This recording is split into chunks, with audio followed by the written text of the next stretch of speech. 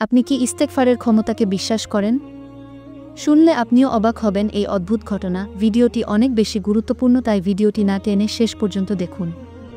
এবং ভিডিও শুরুতে একটা লাইক দিয়ে বেশি বেশি ফ্রেন্ড অ্যান্ড ফ্যামিলির সাথে শেয়ার করুন। এবং চ্যানেলটি সাবস্ক্রাইব করে পাশে থাকুন।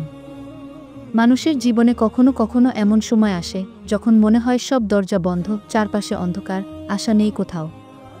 যত চেষ্টা করি কাজ হয় না, যত দোয়া করি মনে হয় আল্লাহ শুনছেন না। কিন্তু এক অদ্ভুত রহস্য আছে, এক সহজ আমল যার মাধ্যমে আল্লাহ সবচেয়ে কঠিন পরিস্থিতিকেও সহজ করে দেন।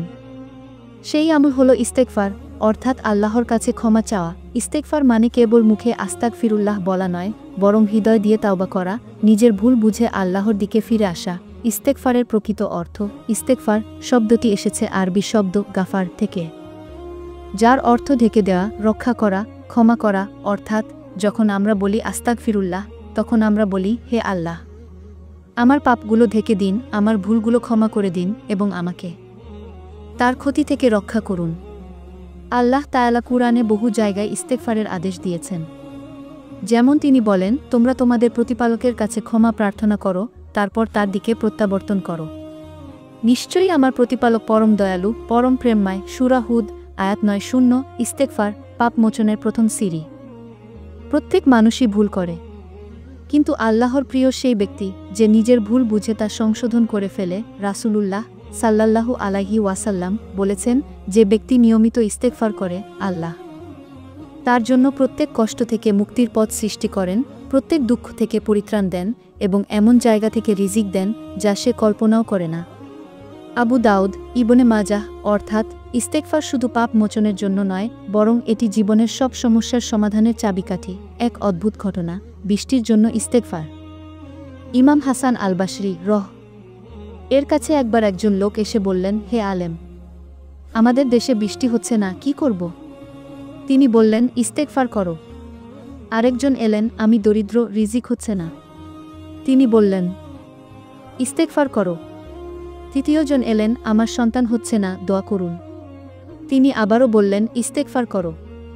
কেউ অবাক হয়ে জিজ্ঞেস করল, আপনি সবার জন্য একই কথা বলছেন কেন? তিনি কুরআনের আয়াত পড়ে শুনালেন, তোমরা তোমাদের প্রতিপালকের কাছে ক্ষমা প্রার্থনা করো, নিশ্চয়ই তিনি পরম ক্ষমাশীল।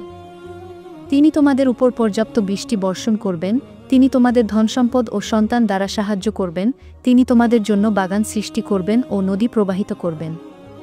সূরা নূহ আয়াত 1:0-1:2। এই আয়াতে আল্লাহ নিজেই বলেছেন, ইস্তেগফার করলে বৃষ্টি, রিজিক, সন্তান, সুখ, সমৃদ্ধি সবই আসবে। ইস্তেগফার জীবনের কঠিন সময়ের আলোকরেখা। ধরুন আপনি এমন এক দুঃসময় পার করছেন যেখানে সবকিছু হারিয়ে গেছে, হয়তো সম্পর্ক ভেঙে গেছে, ব্যবসা বন্ধ বা জীবনে হতাশা গ্রাস করেছে। এই অবস্থায় অনেকেই হাল ছেড়ে দেয়, কিন্তু ইস্তেগফার হলো সেই চাবি যা অন্ধকারে আলো এনে দেয়। যখন মানুষ সত্যিকারভাবে আল্লাহর দিকে ফিরে যায়, তখন আল্লাহ তার ভাগ্যই বদলে দেন। কুরআনে আল্লাহ বলেন, আর যে আল্লাহকে ভয় করে, তাকওয়া রাখে, তিনি তার জন্য মুক্তির পথ তৈরি করেন এবং তাকে এমন জায়গা থেকে রিজিক দেন যেখান থেকে সে কল্পনাও করতে পারে না। সূরা আত-তালাক আয়াত 2-3। ইস্তেগফার ও মানসিক শান্তি। ইস্তেগফার শুধু দুনিয়ার সাফল্যের জন্য নয়, এটি আত্মার প্রশান্তি দেয়। যখন কেউ ইস্তেগফার করে, তার হৃদয় থেকে অহংকার, হতাশা ও অস্থিরতা দূর হয়ে যায়। সে বুঝে ফেলে তার ভুলগুলো আল্লাহ জানেন, কিন্তু আল্লাহই একমাত্র যিনি ক্ষমা করতে ভালোবাসেন। রাসূলুল্লাহ সাল্লাল্লাহু আলাইহি ওয়াসাল্লাম বলেন, যে ব্যক্তি একটি গুনাহ করে তারপর বলে আস্তাগফিরুল্লাহ, আল্লাহ তাকে ক্ষমা করে দেন, যতক্ষণ সে সেই পাপের উপর স্থির না থাকে। তিরমিজি। নবী ও সাহাবাদের জীবনে ইস্তেগফার। নবী মুহাম্মদ নিজে প্রতিদিন 70 থেকে 100 বার পর্যন্ত ইস্তেগফার করতেন, অথচ তিনি ছিলেন নির্দোষ। তাহলে আমরা কেন পিছিয়ে থাকব? আব্দুল্লাহ ইবনে ওমর বলেন, আমরা এক মজলিসে নবীজি কে 100 বার বলতে শুনতাম, রাব্বিগফিরলি ওয়াতুব আলাইয়া, হে আমার প্রতিপালক, আমাকে ক্ষমা করো, আমার তাওবা কবুল করো। বুখারী। অর্থাৎ ইস্তেগফার হলো প্রিয় নবীর নিয়মিত আমল।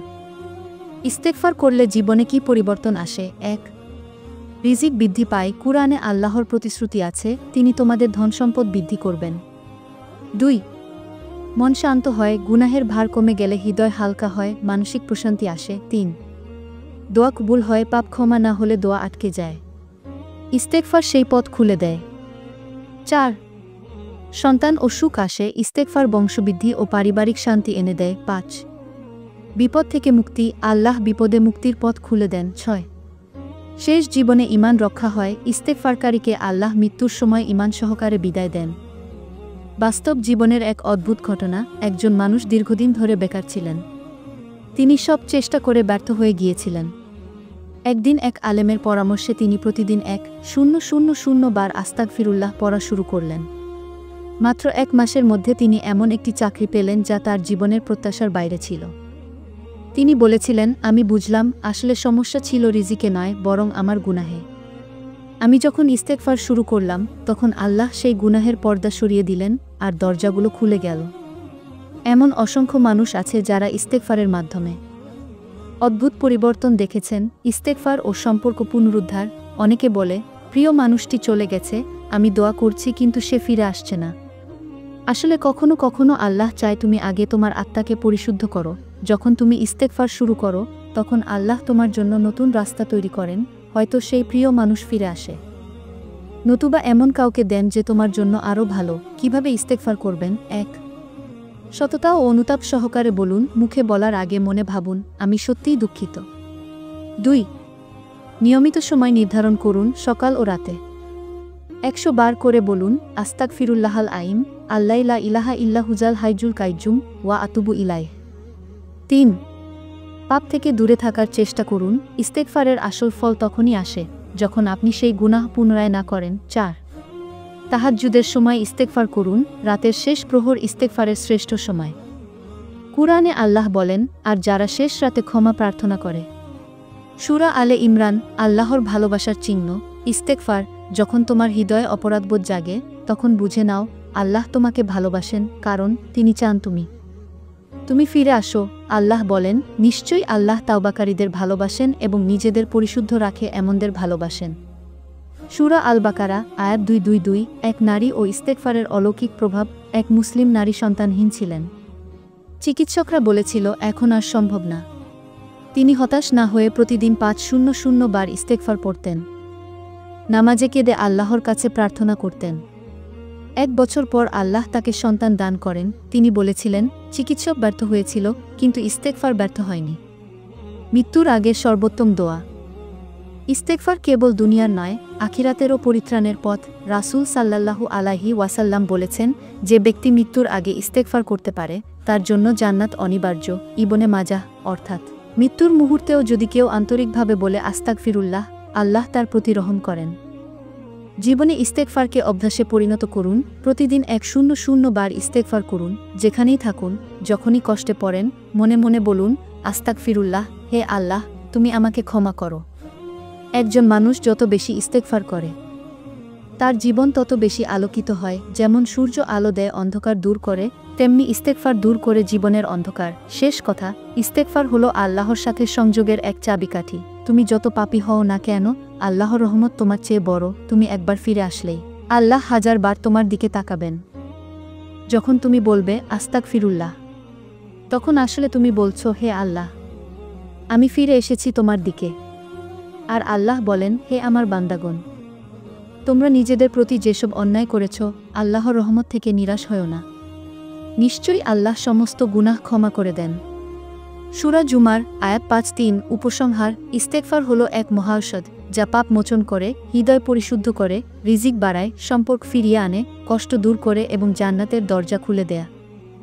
যে মানুষ ইস্তেগফারকে জীবনের অভ্যাস বানায়, সে কখনো একা থাকে না, কখনো হতাশ হয় না। তুমি আজ থেকেই শুরু করো। প্রতিদিন 100 বার আস্তাগফিরুল্লাহ বলো, আর দেখো কেমনভাবে আল্লাহ তোমার জীবনে অদ্ভুত পরিবর্তন আনেন। ইস্তেগফার, দুঃখের পর হাসির সূচনা। অনেক সময় আমরা ভেবে বসি, আমার জীবনে কিছুই ঠিকঠাক হয় না, কেন আমি এত কষ্ট পাচ্ছি? কিন্তু কখনো কি ভেবেছেন, হয়তো আপনার রিজিক, সুখ বা সম্পর্কের দরজাগুলো বন্ধ আছে কেবল আপনার কিছু অজানা গুনাহের কারণে? ইস্তেগফার হলো সেই দোয়া যা এইসব তালা খুলে দেয়। যখন আপনি নিয়মিত ইস্তেগফার শুরু করবেন, তখন হয়তো প্রথমে কোনো পরিবর্তন দেখবেন না, কিন্তু ধীরে ধীরে দেখবেন মন শান্ত হচ্ছে, বিপদ সহজ হচ্ছে, মানুষ আপনার প্রতি সহানুভূতিশীল হচ্ছে, কাজগুলো অজান্তেই সফল হচ্ছে। এটাই ইস্তেগফারের অলৌকিক শক্তি। একজন মানুষ যখন আল্লাহর দিকে ফিরে আসে, তখন আল্লাহ তার দিকে দৌড়ে আসেন। আল্লাহ তাআলা হাদিসে কুদসিতে বলেছেন, আমার বান্দা যদি এক হাত পরিমাণ আমার দিকে এগিয়ে আসে, আমি এক বাহু পরিমাণ তার দিকে এগিয়ে যাই, যদি সে আমার দিকে হাঁটতে থাকে, আমি দৌড়ে তার দিকে যাই। বুখারী ও মুসলিম। এই হলো আল্লাহর রহমত। আর ইস্তেগফার সেই প্রথম পদক্ষেপ, যার মাধ্যমে তুমি আল্লাহর কাছে ফিরে যাও। ইস্তেগফার হলো নতুন জীবনের সূচনা। তুমি যদি মনে করো, আমার জন্য কিছুই বাকি নেই, তাহলে আজই শুরু করো এই আমল। প্রতিদিন অন্তত 100 বার আস্তাগফিরুল্লাহাল আইম ওয়া আতুবু ইলাইহ বলো। প্রতিটি উচ্চারণে তোমার পাপ ধুয়ে যাবে, মন পরিষ্কার হবে, আল্লাহর রহমত তোমার জীবনে নেমে আসবে। মনে রেখো, ইস্তেগফার মানে শুধু ক্ষমা চাওয়া নয়, এটা এক নতুন সূচনা, এক আলোকিত পথ, যেখানে হতাশার কোনো স্থান নেই। কারণ আল্লাহ কখনোই সেই মানুষকে একা ফেলে দেন না, যে তাকে ডাকে আন্তরিক হৃদয়ে। ইস্তেগফার শুরু করো আজ থেকেই, দেখবে তোমার জীবন বদলে যাবে কাল থেকেই। আস্তাগফিরুল্লাহ, আস্তাগফিরুল্লাহ, আস্তাগফিরুল্লাহ। আল্লাহ তাআলা আমাদের সবাইকে নিয়মিত ইস্তেগফারকারী বানিয়ে দিন, আমাদের পাপ ক্ষমা করে দুনিয়া ও আখিরাতে সফলতা দিন। আমিন। ভিডিওটা কেমন লাগলো অবশ্যই কমেন্টে জানাবেন। ভালো লাগলে লাইক, কমেন্ট, শেয়ার এবং সাবস্ক্রাইব করবেন। আল্লাহ হাফেজ।